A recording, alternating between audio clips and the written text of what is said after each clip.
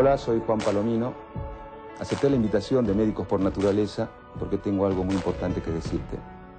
La sangre es un producto imposible de fabricar fuera de nuestro cuerpo y no hay nada que la reemplace. Por eso que es importante donar sangre. Donar sangre es una forma de dar vida. Donar sangre es una forma de ganarle a la muerte.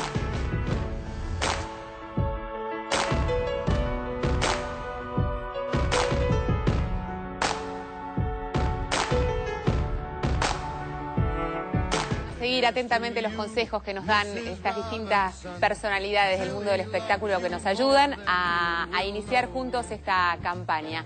Estamos hablando de la voz, de las cuerdas vocales, de que es muy importante cuidarlas. Me están señalando algo que no escucho yo todavía.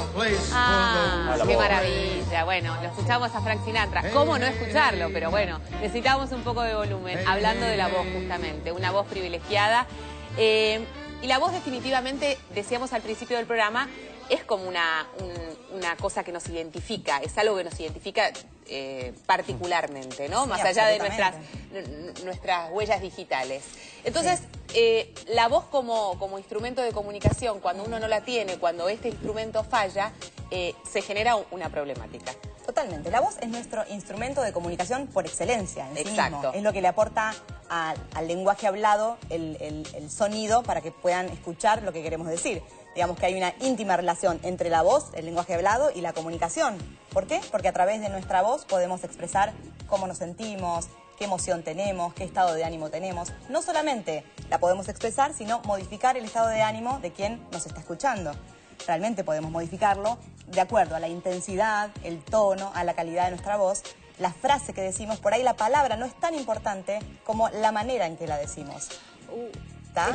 Esto es muy importante. Es un capítulo que me incluye tanto, cómo entonar la voz y cómo saber decir las cosas de una manera que el otro está esperando, ¿no? Porque si no generamos malos entendidos, porque a veces queremos decir algo de muy buena manera y nos sale el estado de ánimo que tenemos, que no es muy de buena manera, o nos preguntan algo en donde no queremos contestar la verdad y nos preguntan, ¿estás bien? Estoy bien. No, dijiste que no estás bien. No, sí, estoy bien. Pero la voz en la manera en que lo dijimos era un tono suave, monótono, porque en realidad estuvimos llorando por ahí toda la noche. Cuando nos preguntan a la mañana, no lo queremos contar. Entonces se complica. Decir un te quiero sin una tonalidad especial, sin bajar la voz, sin acercarse, no suena a nada. Así que probablemente no nos crean mucho. Entonces es muy importante cómo impostamos la voz, cómo usamos nuestro instrumento para comunicar aquello que queremos decir, para saber que esto va a generar un efecto en el otro. Obviamente. Absolutamente. Inclusive estaba pensando, mientras que hablabas, la necesidad de mucha gente de levantar la voz para imponer lo que está diciendo, y muchas veces el resultado es totalmente lo contrario. El bajar la voz, el poder suavizar la voz, el poder mirar a los ojos mientras que el otro está hablando, hace que definitivamente uno encuentre en esa persona el mensaje que quiere dar, ¿no? Es que a veces no nos damos cuenta. El silencio. El manejo del silencio, el manejo del tono y la forma en que hablamos. Pensemos que en la comunicación el 93% es el lenguaje no verbal. Solo un 7% es la comunicación verbal. O sea que la palabra en sí misma es vacía. Si yo realmente quiero comunicar algo y no le estoy prestando atención a todo esto que acompaña a mi voz, entonces pues el mensaje que yo estoy diciendo, que quiero decir con la intención que lo quiero decir, si yo no lo evalúo y si no me lo hacen ver, por ahí suena distinto. Y uno dice, pero yo te quise decir bien, ¿por qué te estás enojando? Porque no sonó bien. Seguramente están pensando en esas reuniones de mujeres que uno ve en un restaurante, en un bar, en el supermercado inclusive, que vos decís, ¿alguien se está escuchando? ¿Alguien está recibiendo el mensaje que el otro está dando? No. Porque pareciera ser que es la desesperación simplemente por hablar. Es ¿qué necesidad de terapia tienen estas mujeres? ¿Por qué no van a hacerse escuchar en otro lado? Digo, ¿por qué hay como una identificación con este tema de subir la voz desesperadamente para hacerse entender o para hacerse escuchar con el aspecto femenino, ¿no? Sí, y es muy interesante trabajarlo terapéuticamente, porque en la sesión uno realmente trabaja estas maneras. En la sesión ocurre lo mismo, en un mini mundo del macro mundo. O sea que cuando nos están diciendo algo de mala manera, está bueno parar, porque realmente no nos escuchamos. Vos decís, nos reconocen por la voz, pero nos reconocemos por nuestra propia voz. Cuando nos escuchamos grabados o cuando nos escuchamos en algo, realmente no nos es difícil y decimos, ¿ese soy yo? Esa voz de pito tengo yo, ¿cómo puede ser si yo me escucho? Exacto. Porque realmente no nos llega claro el sonido de nuestra voz y no nos reconocemos tanto ni en cómo lo decimos ni en lo que llega al otro. Entonces, cuando nos dicen, sos muy agresiva hablando, ¿Cómo, yo? Sí, vos. O sea, tratá de modificarlo de alguna manera porque evidentemente hay una contradicción. Hacer el ejercicio de grabar. ¿Pero por qué no? ¿Por qué no? De grabar sin saber cómo me escucho. ¿Por qué no? Porque la verdad es que a veces, digamos, damos el mensaje equivocado por no prestar atención a nuestro mecanismo más importante para poder comunicarnos, que es nuestra voz.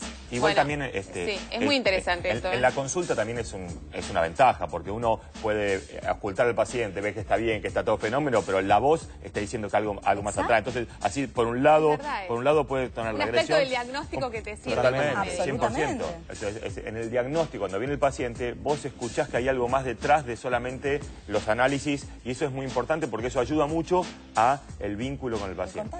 La transmisión. Es la transmisión de lo que a uno realmente le está pasando. Absolutamente. Más allá de lo que está diciendo. La mirada y la voz son muy delatoras. Especialmente cuando uno tiene hijos y tiene la sensación de hacerles querer entender que está todo bien y muchas veces no está todo bien y tu voz te delata. Mamá, pero vos me estás diciendo algo, pero en realidad te siento rara, ¿viste? Bueno, hablando de sentirse raros, los adolescentes se sienten raros por naturaleza, definitivamente. Y no médicos por naturaleza, se sienten adolescentes, se sienten distintos y sienten que la voz los está traicionando. Los traiciona, todo cambia y también cambia la voz. Entonces, ¿qué está pasando? En general, entre los 11 y los 15 años hay un crecimiento de la laringe, como bien decía Ido, y de las cuerdas vocales. Y hace que la voz sea mucho más grave en los varones y un poquito menos grave en las mujeres. Pero va cambiando, entonces aparecen esas etapas en que parecen con el dibujito del gallo Claudio, ¿no? Donde se les va la voz. No, entonces, algunas etapas no, y a veces se prolongan en el tiempo. Se prolongan mucho en el tiempo. ¿Cuándo te va a cambiar la voz? Entonces decís, ¿qué está pasando acá? Bueno, es todo normal. Sí, esto se debe a toda la revolución hormonal que se produce y sobre todo en los hombres a la testosterona, que es la hormona masculina, que va a hacer que se produzca este engrosamiento de la voz y que aparezca la famosa nuez de Adán, ¿sí? Tan visible en los varones. Pero esto es algo totalmente normal y transitorio. Puede durar un poco más o menos, pero pasa. Lo que no es normal y lo que no es transitorio y no debiera serlo son las afonías y las difonías frecuentes. Tienen que ser un motivo de diagnóstico, un motivo de consulta fundamentalmente. Muchas veces uno se pone afónico, se pone difónico y en realidad muchas veces ni siquiera sabemos lo que quiere decir, cuál es la diferencia entre una afonía y una difonía. Por eso es que fuimos a consultar a una doctora que nos lo explica. Alteraciones de la voz son la pérdida en la emisión, que está caracterizada por voz agravada o muy agudizada, por escape de aire o soplo, por inestabilidad, por lo que vulgarmente se llama ronquera. Cualquier individuo que tenga esta alteración puede consultar a un servicio de otorrinolaringología para ver cuál es la causa. Afonía es una pérdida total de voz y una disfonía es cuando están alterados entonces o la frecuencia o el timbre o la duración de la emisión. Hay todo tipo de causas que pueden producir una disfonía. El consumo de tabaco, el consumo de alcohol, el consumo de tabaco porque va produciendo siempre irritación, inflamación en las cuerdas vocales. El consumo de alcohol porque puede producir reflujo gastroesofágico e irritación. Y luego lo que produce realmente disfonía es el uso abusivo de la voz o el mal uso.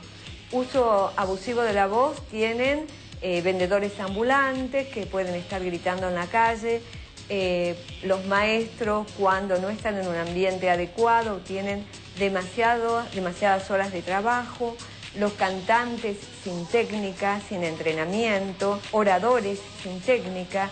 Una vez que aparece una disfonía que dura más de 15 días o 3 semanas, hay que hacer un control con el médico. Las pruebas son simples, se hacen una laringofibroscopía y luego, de acuerdo a la patología que tengan, son derivados a tratamiento. La mayor parte de las patologías simples son los esbozos nodulares, que son pequeñas formaciones que justamente se dan por inflamación debida al abuso o mal uso. Hay edemas de cuerdas vocales, que son patologías benignas que se deben en general al cigarrillo. Hay pólipos que se deben a un grito muy fuerte o también al uso y mal uso.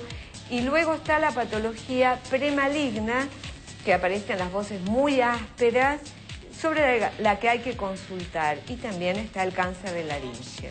Lo interesante del laboratorio de voz es un análisis digital de la voz. Es importante plantear que es un estudio no invasivo, posible de realizar a un paciente desde los 3 años, es decir, hasta que entiende, desde que entiende la consigna hasta larga edad, y aporta datos tanto cualitativos como cuantitativos. Y esto para nosotros es fundamental, porque nos aporta al diagnóstico diferencial, a la precisión en el diagnóstico y también a los posibles controles del tratamiento, ya sea médico, médico quirúrgico, foniátrico. Por lo tanto, lo que hacemos no es decir la voz es buena o es mala, sino que realmente lo que tenemos son parámetros con especificidad de la voz que estamos evaluando. Lo que vemos en esta onda, este es un tipo de gráfico, vemos la onda sonora, esta es la señal que tomamos del paciente, tomamos varios sonidos, vocales, palabras conectadas, series, y esto lo vamos descomponiendo en diferentes parámetros. En este caso esta es la señal sonora, en la ventana inferior lo que vemos en azul es la frecuencia fundamental, es decir, es el tono que plantea el paciente, el otro es el contorno de energía que nos da información acerca de cuál es el nivel de presión de aire que maneja en el habla, y lo que vemos en la porción superior con tantos colores y estas líneas que vemos son los que todos conocemos como armónicos. Y lo que vemos acá que son números que para algunos son inentendibles, por suerte para nosotros no, y nos aporta datos de la frecuencia y cuáles son los niveles de perturbación. La voz humana tiene una posible perturbación, pero porque no es una onda periódica, si no seríamos robots en esto.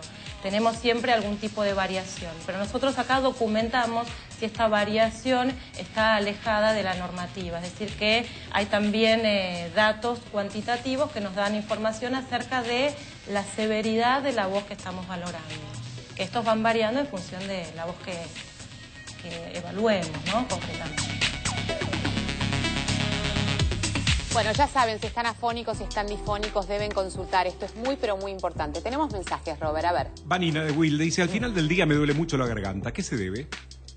A veces pasa que una persona, cuando emite la voz, utiliza muchos recursos de la faringe, que significa que los músculos de la garganta están actuando en forma inadecuada y están forzando, es una manera de forzar la voz.